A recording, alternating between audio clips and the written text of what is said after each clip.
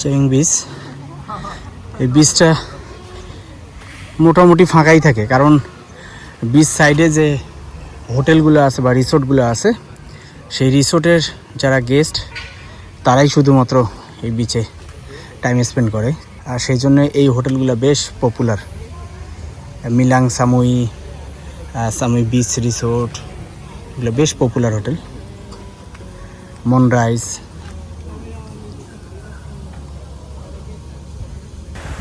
অনেকেই আছে যারা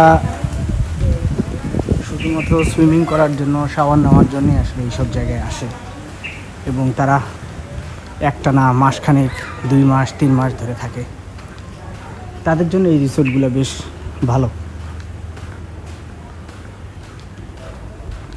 এক একটা বাংলোর মতো, বাংলো টাইপ,